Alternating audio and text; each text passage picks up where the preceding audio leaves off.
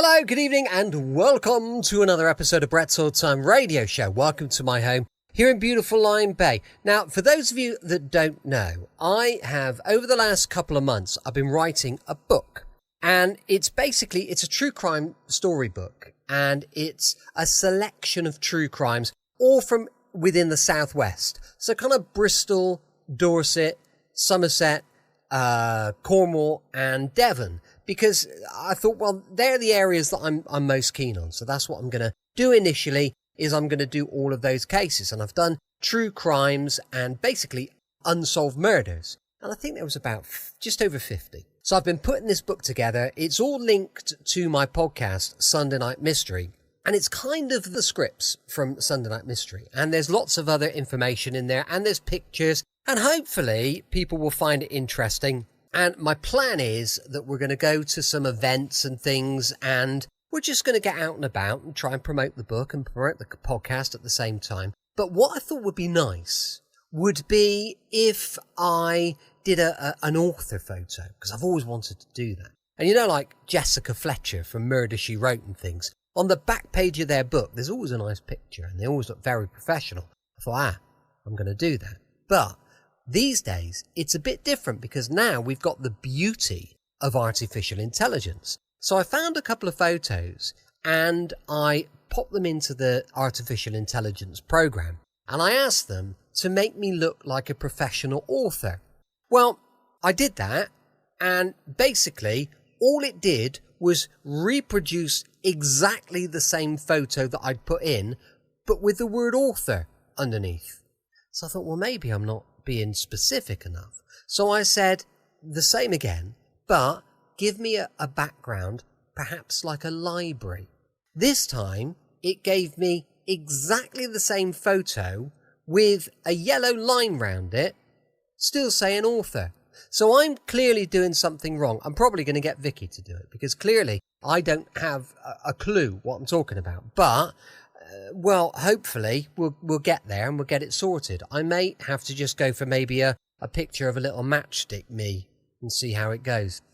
Thank you anyway for joining me once again for our regular late night visit to those dusty studio archives of old time radio shows right here at my home on the south coast of the United Kingdom. I hope you can hear the birds tweeting in the background and a few gulls that are making a bit of a row because it's very nice and it sounds lovely. I'm Brett. I'm your host for a Nighttime podcast. Welcome to another episode. I've got Facebook, Instagram and YouTube. They're all called Brett's Old Time Radio Show. And if you could give us a little follow, that would be brilliant. I'd love that. We've got all our social medias out there and they're all waiting to hear you jump on. Also, we've got a supporter page, patreon.com/Sunday Night Mystery. Now, with it being a Wednesday, of course, we've got more mystery and adventure from the brilliant Rocky Jordan. This one first broadcast on the 18th of June, 1950. It's called Shakedown. Now, Del Monte Foods brings you a world of adventure with Rocky Jordan.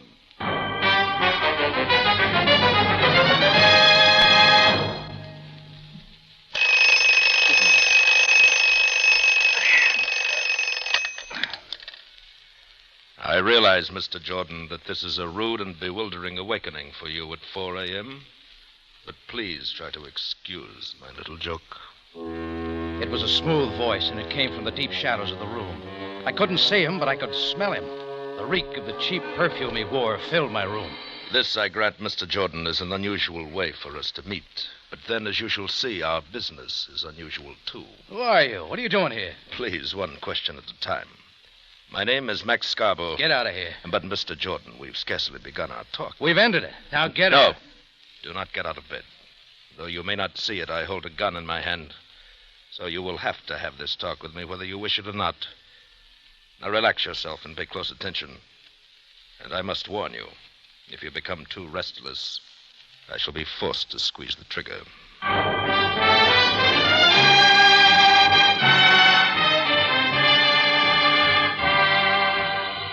Del Monte, the brand you trust for flavor in so many good foods. Yes, Del Monte, the best-liked brand of canned fruits and vegetables in the whole wide world, takes you now to the Cafe Tambourine in Cairo, gateway to the ancient East, where modern adventure and intrigue unfold against a backdrop of antiquity.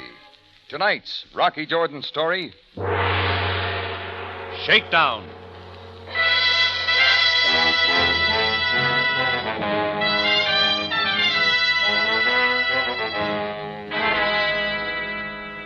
Well, it had started in a hurry with the clanging of my alarm clock, the reek of a cheap cologne, and a smooth voice coming at me from the shadows of my bedroom. He had said his name was Max Scarborough, and he wanted to talk.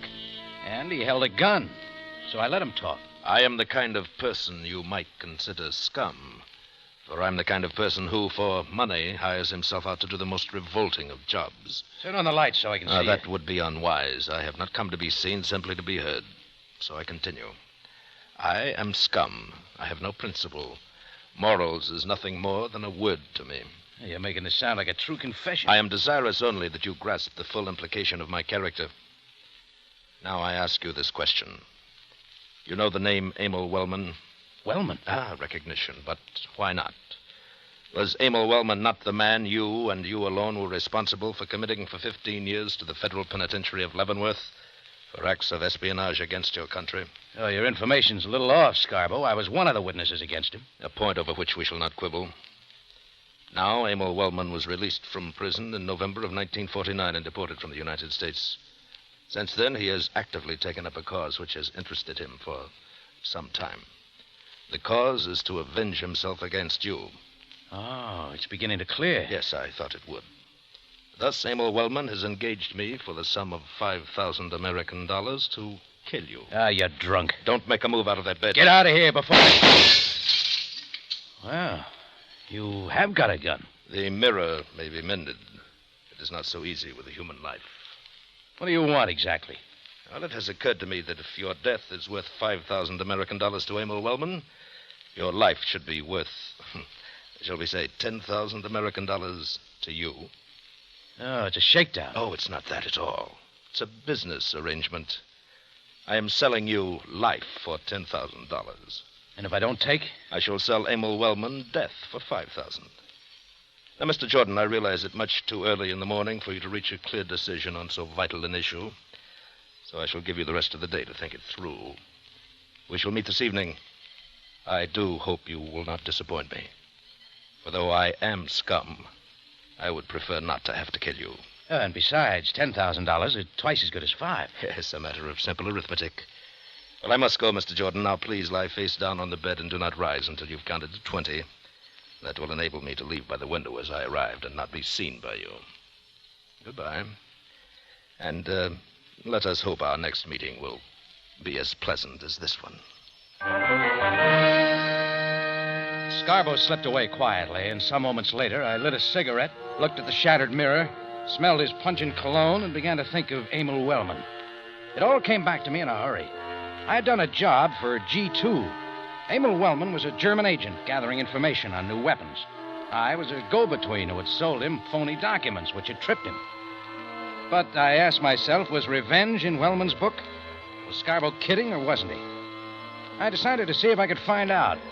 So at 9:30, I was at the American consul's office talking to Fred Masterson. Sure, Rock. I'll give you a hand if I can. What is it you want? I wonder if you could check on a man named Emil Wellman. He went into Leavenworth in 42. I heard he was deported from the United States in 49. I'd like to know where he was deported to and what's known about his whereabouts and activities now.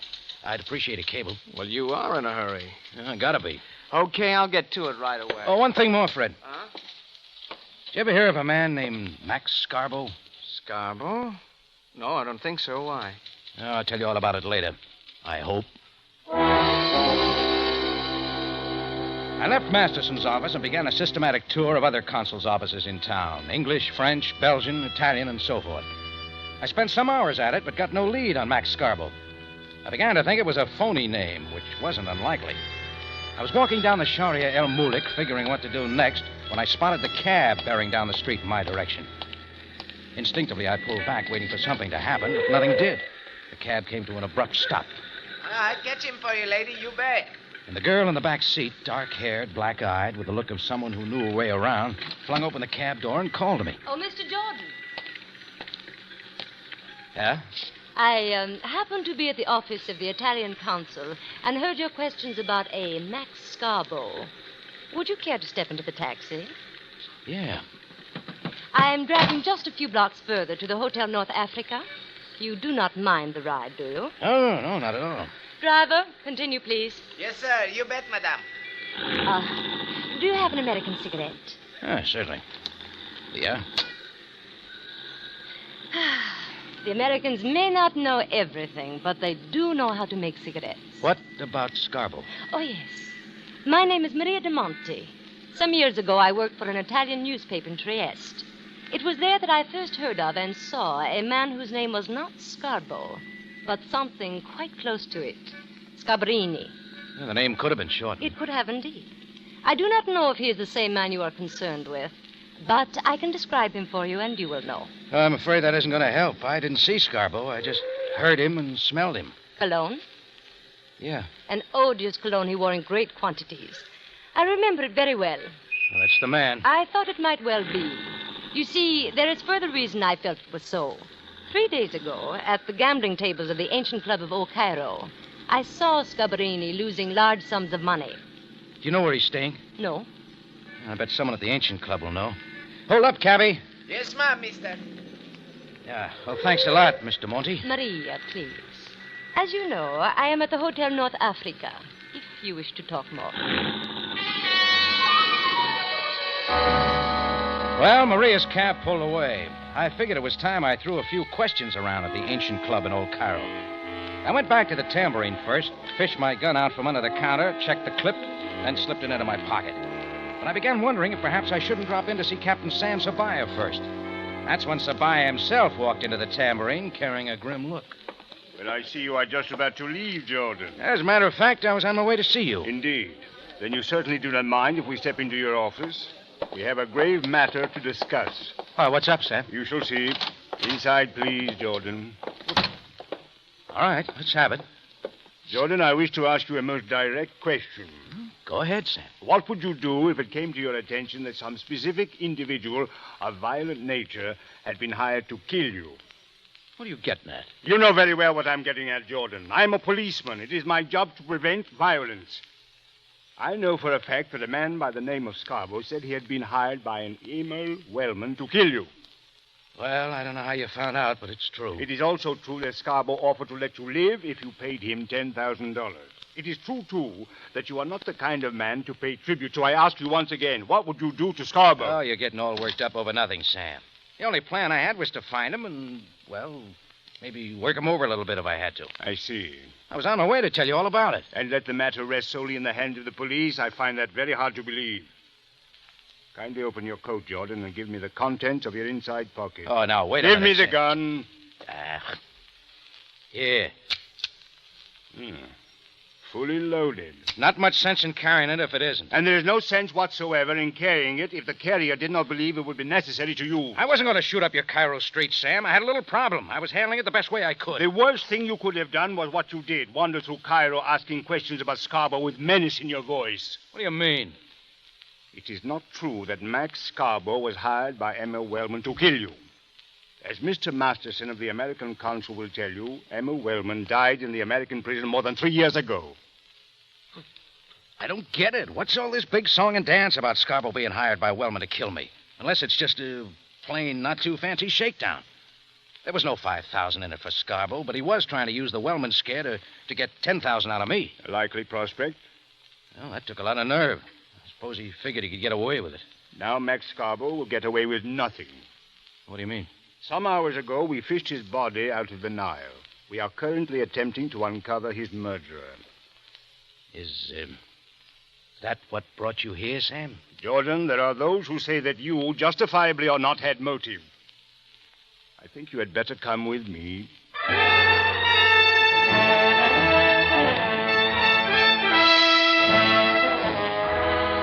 Del Monte Foods is presenting tonight's adventure with Rocky Jordan.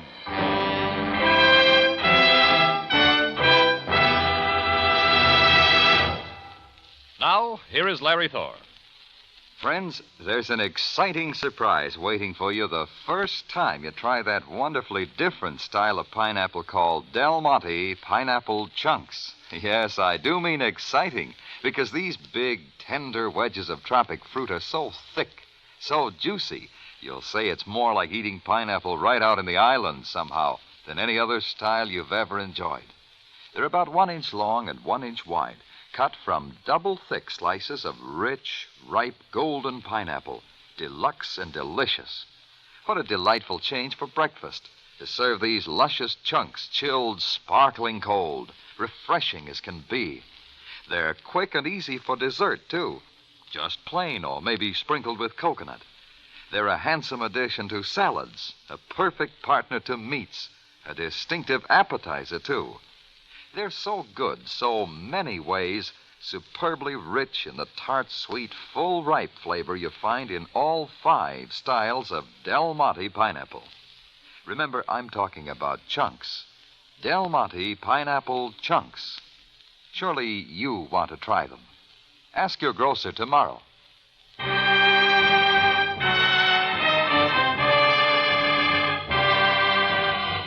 Now we take you back to Cairo in tonight's Rocky Jordan story, Shakedown.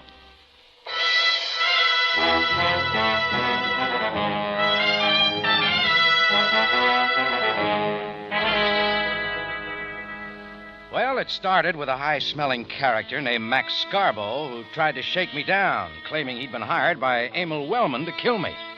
But it turned out Wellman couldn't have hired him because he was dead. On top of that, Scarborough himself turned up dead in the wetness of the Nile. And Captain Sam Sabaya, Cairo police, was casting his eye at me. Well, Sam bundled me down to police headquarters, and I could tell there was something big working on his mind. I thought it strange when he walked me past his office to another office down the hall, urged me in while he stood in the open doorway. Inside, sitting behind the desk, was a big man with a cigar clamped between his jaws. This is the man, Mr. D'Angelino. So that is Jordan. Thank you, Captain Sabaya. Your cooperation is most appreciated. I shall ask for you again if I need you. Your pleasure, Mr. D'Angelino. Oh, wait a minute, Sam. You're not leaving. I am, Jordan. The matter of the Scarborough killing is not in my hands. Goodbye. Please seat yourself, Mr. Jordan. Who are you? My name is Vito D'Angelino. I'm of the secret Italian police. Here are my credentials. Look them over. I do not want any confusion as to my identity and my power. The Egyptian government has been kind enough to allow me to handle the matter of the Scarborough killing in my own fashion. And you will learn that I am not a tender man. Yeah, all right. The credentials look good. What do you want with me? Why did you kill Max Scarborough? You're sort of a screwy cop, aren't you? Don't you want to know if I did it before you ask why? It should be apparent, Mr. Jordan, that I'm already convinced you did kill Max Scarborough. Now I must know why. Let's break it down, D'Angelino. First, what makes you think I did it? Facts, Mr. Jordan. Facts. Now, this is a belt. The initials upon it are R.J. The fingerprints have been examined. It is your belt. You wish to know where it was found? Oh, you're going to tell me anyway. Around the throat of Max Scarborough. It is what killed him. It doesn't mean anything. It could have been stolen. Yes, it could have. So, more facts. These papers, Mr. Jordan, signed affidavits from members of 5 different consuls in Cairo stating you were in frantic search of Max Scarborough this morning. All right, so I was looking for him. That still doesn't say I killed him. True. Further fact. Roberto, you may send her in. Oh, come in, Miss De Monte. Maria. So, you know this young lady. Splendid. I expected a denial. You sent for me, Mr. D'Angelino. I did.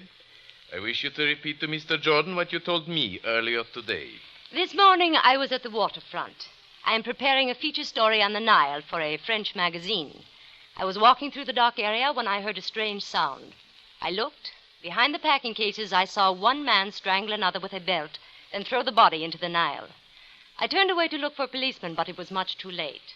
A moment later, the murderer approached me and began to talk to me. I could see he was feeling me out to determine whether or not I had seen the incident.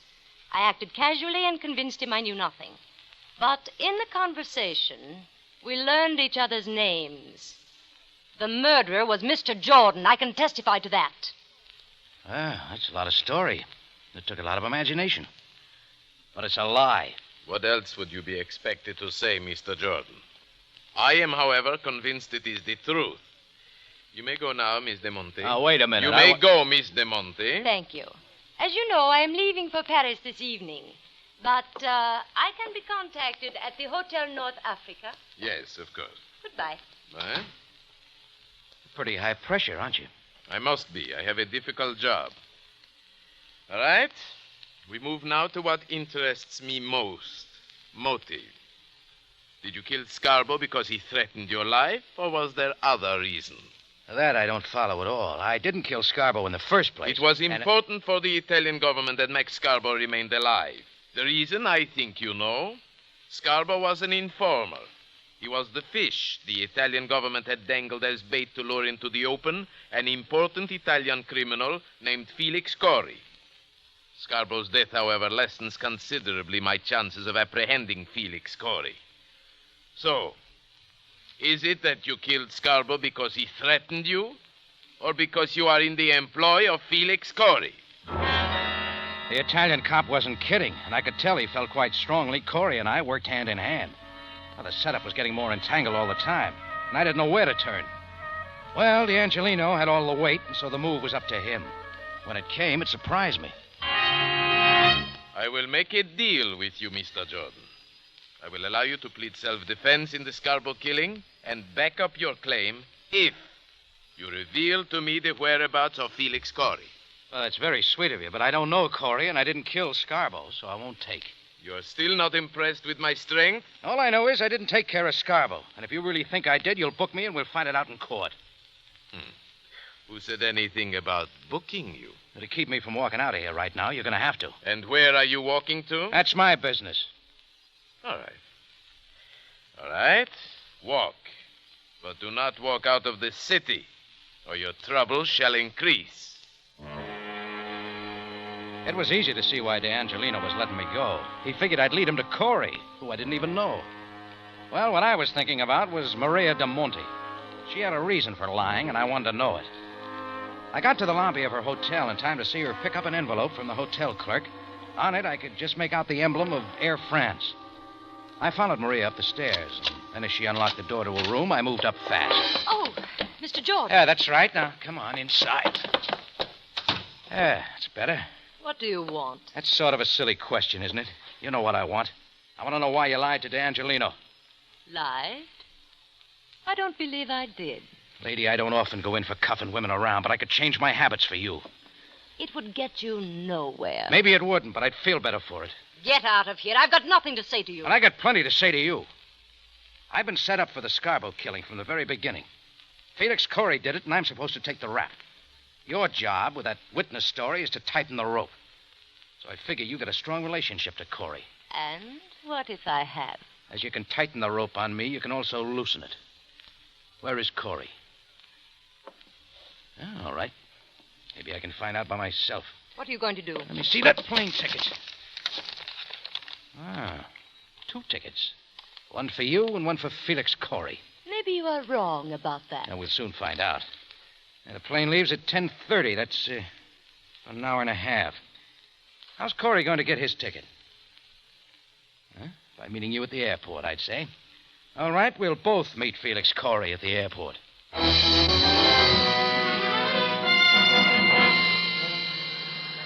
We got to the airport about 45 minutes before takeoff time. The Paris flight, the information girl said, left through gate 6. So I moved Maria close to the gate's entrance and stood a few feet from her, trying to look like I was with her. Flight 167, Air France for Paris, now loading at gate 6. The passengers started onto the plane, and still no Corey, so we kept right on waiting. Then it was 5 minutes before takeoff time. And suddenly I caught something in Maria's expression. She had looked at a short, stocky man carrying a briefcase who stood away from the crowd. It seemed Maria looked at him, trying to warn him of something with her look, then she turned away abruptly. That was Felix Corey. I moved toward him carefully. But a moment later, I knew I'd made a mistake. A fat lady came out of the crowd. The man in the briefcase grabbed her by the arm, and together they walked through the gate toward the plane. It wasn't Corey at all. Maria had tricked me. I spun around to see if she was still by the gate's entrance, and I looked directly into a red, fat face with a silly smile. It belonged to a man with his hand deep in his coat pocket. Then he spoke. Do not reach into your pocket for the gun. As you can see, I will not allow it. Will you never learn, Mr. Jordan, that though I may be scum, my brain and Maria's are extremely alert? It was screwy. The voice that came at me was the voice of the man who woke me up early that morning. The voice of Max Scarborough, the man who was supposed to be dead.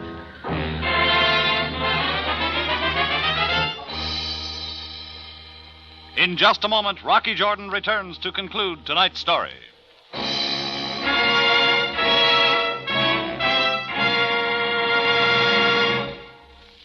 These warm June days are just the time you get hankering for juicy, refreshing fruit, and lots of it. And you know yourself that sometimes a combination of fruits hits the spot as nothing else quite does. So you really ought to know what a wonderful combination of fruits you get in Del Monte Fruit Cocktail. I certainly do, Larry. It's like having all 5 of your favorite fruits in season at the same time, only better. Yes, because you can get them without any peeling, cutting, or mixing for you to do, and all in the same can in just the amount you want. In Del Monte Fruit Cocktail, yellow peaches and tender pears are already cut and mixed in perfect flavor balance with tart-sweet pineapple tidbits, juicy grapes, and scarlet cherry halves. So it's only a matter of minutes for you to fix up cool, luscious fruit salads, desserts, or starters. Well, nobody wants to spend any more time in the kitchen than she has to, especially when summer comes. That's why I keep plenty of Del Monte Fruit Cocktail handy. Ladies, wouldn't you like to have the good looks and good flavor of 5 sparkling fruits anytime and anywhere you want them? Buy Del Monte Fruit Cocktail yourself. Let it help you take it easy this summer. Back now to Rocky Jordan for the conclusion of tonight's story.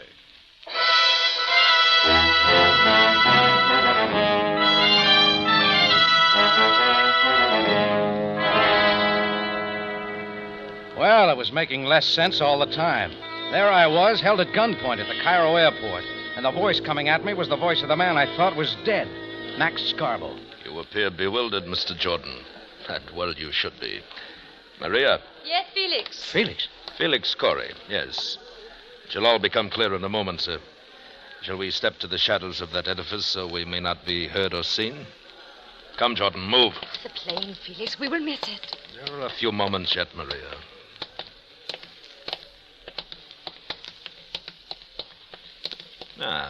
Here, this will do. Now, Mr. Jordan, do you wish an explanation? No, I think I've worked it out myself. The man who showed up in my room early this morning wasn't Scarborough at all. It was you claiming to be Scarborough.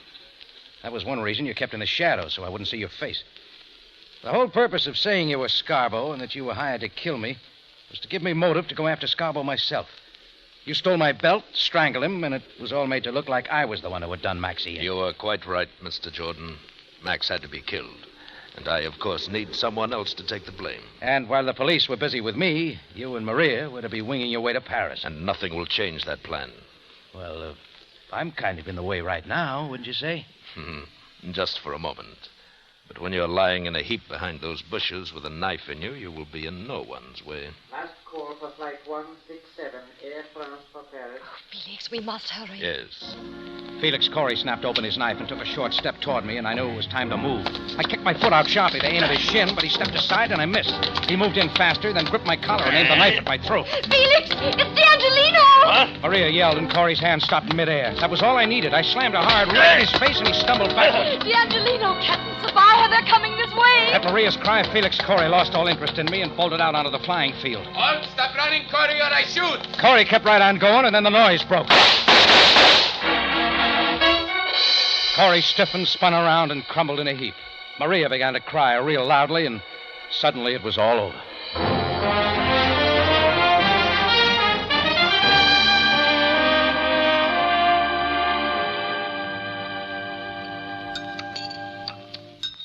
More coffee, Jordan? Oh, no, thanks, Sam. But I will have some, Captain Sabaya. I find the brew most stimulating. Thank you. Well, Jordan, How do you feel now that the case of Scarborough and Corey is at an end, and Maria de Monte in custody? Well, that depends. You still haven't said you don't believe I killed Scarborough. I thought it was apparent. Just for the records, huh? Mm-hmm. Well, the fact of the matter is I never for a moment really felt you did kill Scarborough. I was simply using that as a device to activate you. And you cannot say, Jordan, that you were not activated. No, I guess I can't. Now I want an answer to one thing. Why did you wait so long before you put in an appearance when Corey was coming at me with a knife? Oh, that. Yes, that. I don't know whether to stay mad at you or not. Let's hear the reason. It is a selfish one, I'm afraid. You see, Mr. Jordan, first, I had no way of knowing Corey would make a dash for freedom and would be killed in the process. I assumed he would be taken alive. Go on. Now, I did not know for certain that I had enough legal proof to convict him of Scarborough's murder. And so, with your unwitting help, we were building another case against Corey. One that would send him to prison for a long time. A case that could be upheld legally. Oh, I get it. Attempted murder against me. Correct. Oh, you are a sweet one. Yeah, I think I'll have that other cup of coffee now, Sam. I thought you would need something strong, Jordan. I have already poured it.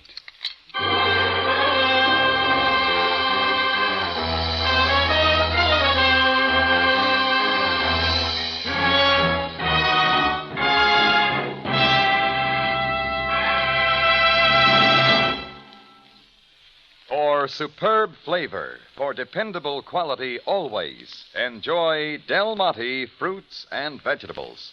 Remember, buy wisely. Buy for flavor. Buy Del Monte, the brand you trust for flavor in so many good foods.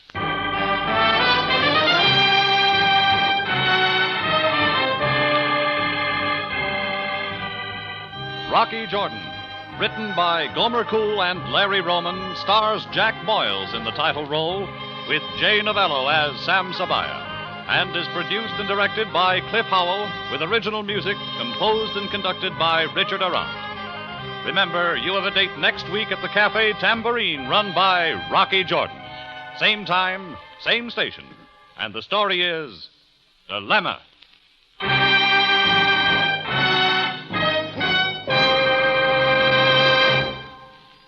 Anytime anyone gets thirsty at your house, pour tall, cool glasses of sparkling Del Monte pineapple juice. It's grand refreshment for the whole family, with a tart sweet flavor that's full of tropic sunshine. Enjoy Del Monte pineapple juice soon.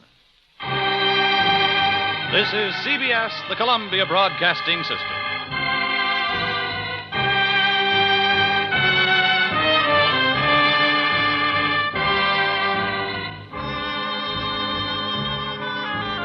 Welcome back. I hope you enjoyed our latest adventure with the brilliant Rocky Jordan, and more adventure and mystery tomorrow with those tales of the Texas Rangers going live at 5 p.m. GMT. As I mentioned earlier, we've got a Patreon supporter page, patreon.com/Sunday Night Mystery.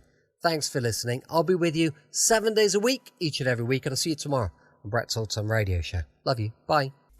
Check out our fabulous new podcast, Sunday Night Mystery. Every Sunday at 3 p.m. GMT, we delve into unsolved mysteries with gripping tales, thrilling theories, and captivating investigations. From infamous cases to lesser-known mysteries, each episode promises suspense and intrigue. Join the conversation and subscribe now on your favorite podcast platform. Sunday Night Mystery, every Sunday from 3 p.m.